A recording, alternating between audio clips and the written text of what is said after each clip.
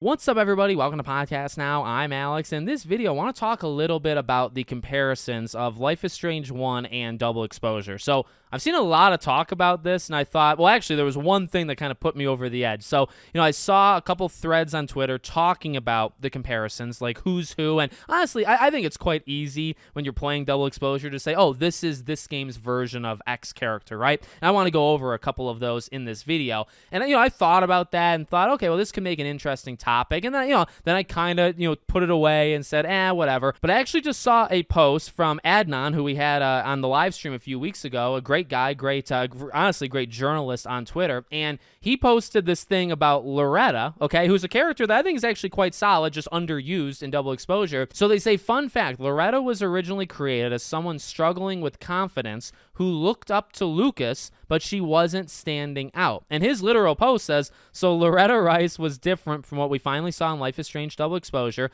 They really did try hard to make her a Rachel Amber clone. No wonder she looked the same. And this is kind of what, set me off in the sense that I just want to talk about it. I don't know if it makes me, furious, but that is a very interesting point. We literally, at least some of us, right? Or maybe some thought more than other people thought. But, she does look like Rachel, at least in my opinion. And, there was the theories going around ever since the first trailer or the gameplay and all that stuff. In fact, I think I made a video about it, right? Where it's like, is this Rachel Amber? And, we had a couple weeks of it was only a couple of weeks and they kind of crushed it. But, we thought, oh my God, is that Rachel from a different timeline? And, are they really going that angle? If they made Before the Storm or, if they remake one and they kind of update those missing persons posters, Loretta and her actress, that's not a bad model to kind of follow because they look very close. So, okay, that's one thing. I don't think that should make anybody flip out and discuss, but okay,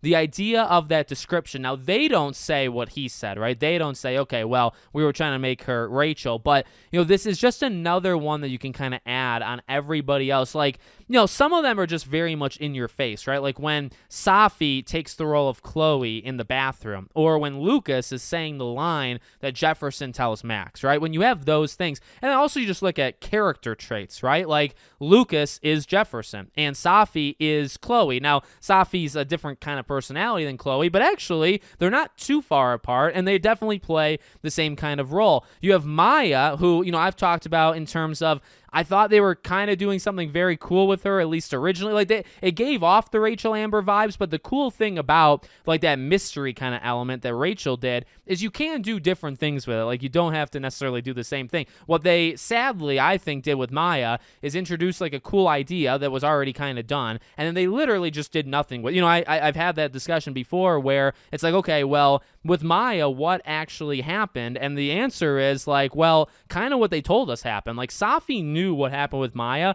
the whole time. It wasn't a mystery. Chloe didn't know what happened to Rachel, right? Literally at all. It's why she wanted to find her. But with Safi, she literally, she knew the whole time, and the whole point was to just expose Lucas. But at the end of the day, it was her work was stolen. She was told to shut up. She was told to stay back, even from her closest friend. And she eventually did that thing, that she did, let's say, without making YouTube mad.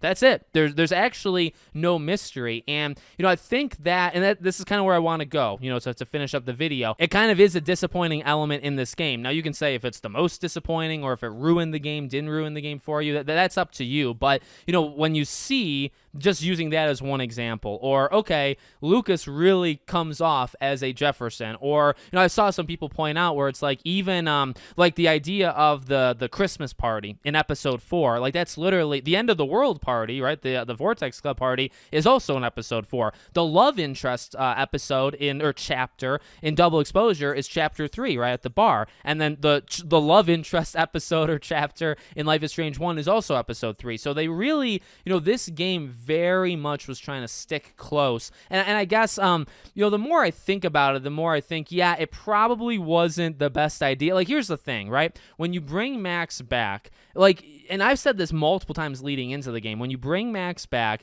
you have to respect the past. And you can debate if they did or didn't. That's kind of a different discussion. You got to respect the past, and you can't forget like what she went through, right? But was I expecting her to land in the exact? I guess the issue with this game is it was too samey, and the more that I kind of think about it, and even characters being, modeled, or modeled more in like their personality than necessarily their looks, right? But I mean, just so much of this game was to reminisce. Ironically enough, it was to reminisce about Life is Strange 1 because it was similar situations or similar characters, and yet I actually think one of the biggest flaws with this game is the lack of care and just or maybe the lack of execution of Max of the past. Does that mean, hopefully, like any of this stuff, hopefully all of it's making sense, but at least some of it. But I don't know, it kind of just set me off where it's like, yeah, again, going through this game, like everybody does resemble somebody. Somebody's trying to play the role that somebody else was in Life is Strange 1. I think, the issue that you have when you do this is just my opinion. When you do that, you make people think this, and it becomes more of a comparison contest than it already was, right? Like,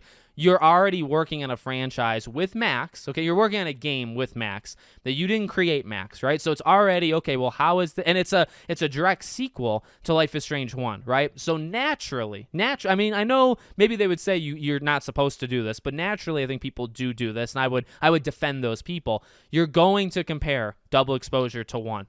I think you would compare any Life is Strange game to 1 because in my opinion it's the best one. It's also the origin point of the series. But especially when you have the main character and you have a sequel to that game, you're gonna naturally compare it to that game. Okay, that's already a potential problem depending on how the quality is. Then you throw in everybody kind of being similar statuses, similar kind of themes going around with some of these characters. And when you do that, I'm not saying, honestly, it's not like you can't do it. Actually, make whatever game you want to make, and it's up to us to either support it or not support it, right? That's my motto in life. But so they did that. We have the right to kind of talk about it. But when you do that, I think just honestly, when you do that, you're inviting more comparisons, right? When you clearly have Maya playing the role of Rachel Amber and the mystery of what happened, and then it doesn't like satisfy you with like where they take Maya, that's an issue, right? When it's in my opinion, right? When they do a lot of shenanigans with time. I'm a big lore guy. I'm a big like, okay, I want to make this make sense, even though we're messing with time, and that's a pretty hard topic to kind of really stick with, right? When you do time stuff, okay, well, you did time stuff in 1, not them, but you did. Life is Strange did. I'm going to compare it. When you bring the storm back, when you do time travel, when you jump through photos, I'm going to compare the lore of this game to and that's just me. That's me. You don't have to do that. That's totally cool. But for me, I'm going to compare the lore of this game to that game simply because you have it. That's the risk you take. In fact, in that way, I would kind of defend them doing the timeline thing or alternate universes and moving away from Rewind because you're actually, like, why would you do that in the first place, right?